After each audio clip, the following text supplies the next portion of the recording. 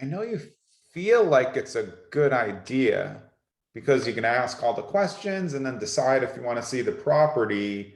But I'm here to tell you why you shouldn't ask 1,000 questions as a home buyer before you actually see the property. My name's Jonathan Green. I run a big team called Streamline Properties on Market, brokered by eXp Realty. This is just true advice. I know sometimes you just want to do your own thing, but if you are buying a home right now, please listen to me. Do not send over a list of questions prior to even seeing the property. I mean, you shouldn't even really need to send over a ton of questions before you make an offer, unless there's certain things that you need to know. I'm going to explain why. This is a seller's market. A seller has multiple choices on properties right now. So someone who asks a million questions up front is definitely the same person who's going to ask a million more and make a million more requests in inspection.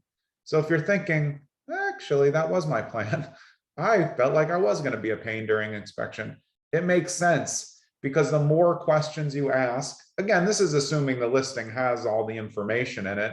But if you want a detailed list of everything that's ever happened to the house and why the people are leaving and what type of insulation they used in 1983, nobody's going to sell you the house. It's too much, man, or woman, or person. It's too much.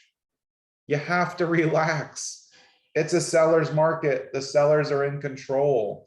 If you want to know everything about a house, it's never going to happen.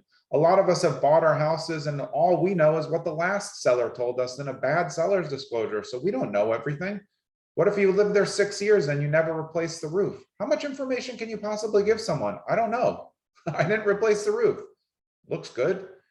Let your home inspector do the job. If you're asking me questions that you can find out on your own as well, that's not super helpful. I'm all for the co-agent relationship when I'm a listing agent, but I don't want to do the entire job for you. I put a lot of documents on the MLS, so there's a lot of information about our listings. If I left something out and it's a valid question, I'll literally answer it in 1 second or you get the answer. But there's also overkill. I know if you're a buyer's agent, you've had this happen. You've got a buyer, they send you a list of 14 questions to ask before they even see the property. I had this happen to me recently, actually, and I'm going to be 100% honest. I really did this because I own the property. I said, you know what? I'm good. Don't even show the property. Because it's going to be a problem. That's going to be a problem. If you ask 14 questions before you've even seen the property, half of which you could answer when you see the property, what do you think is going to happen throughout the transaction? Not going to be smooth. No, not smooth at all. So if you're a home buyer and you're super curious about some things, run them by your agent. And I want to explain something to you. If your agent just willingly takes any questions that you ask and sends it over to the listing agent, they are not helping you. A seller does not want that. They don't want a list of questions before showing. They don't even want a list of questions before you make an offer.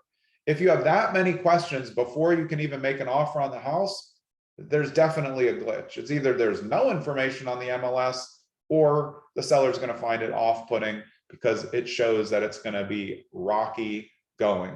Again, there are good questions and there are bad questions. Asking about things that people don't know about or assuming that everybody's hiding something in a transaction is just an absolute red flag to this is going to be a tough buyer to go with. Look, maybe you're like me, you're super analytical and you want to know stuff. The way that I do that is I study the seller's disclosure, I study the listing, then I come up with a very small list that I want to know. If I was a buyer, I would send that list to my agent and say, are any of these appropriate to ask at this point in the process? And if my agent, who I like, know, and trust, says no, I'm going to follow their advice.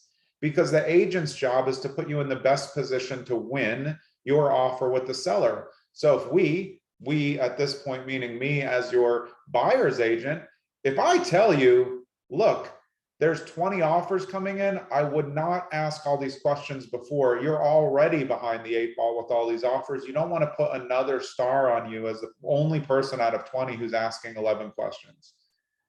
I mean, do you understand what I'm saying here? It's not that asking questions it's wrong. It's that a lot of the questions aren't going to be answerable, and it's just going to put you in a negative spot as a home buyer. All homes in the state of New Jersey, and generally everywhere, are technically as-is transactions. Of course, we do inspections, we make inspection repair requests, but you're going to find out stuff in the home inspection. What you're going on is your visual view, the documents that have been provided, and the MLS listing. You should have enough information in that to make a respectable offer. And if you need more than that, it's not going to go in your favor in terms of the seller liking you. You don't have to be liked by everybody, but I would think that if your offer, if you want to be competitive, you're going to want to do the things that's going to help the seller make a better decision. And that means save your questions to see what happens in the home inspection. A lot of the stuff will be answered then, and then you're going to make careful requests then. We do have videos about that as well. I'll actually link to the 2 videos about home inspections at the bottom of this right before I finish. They're probably sitting right by my head right now, but I hope you get it. It's not that questions are bad, it's that they're premature. Go see the property, see if you like it, make an offer, see how that goes. You're gonna have plenty of time for questions after that. Take care.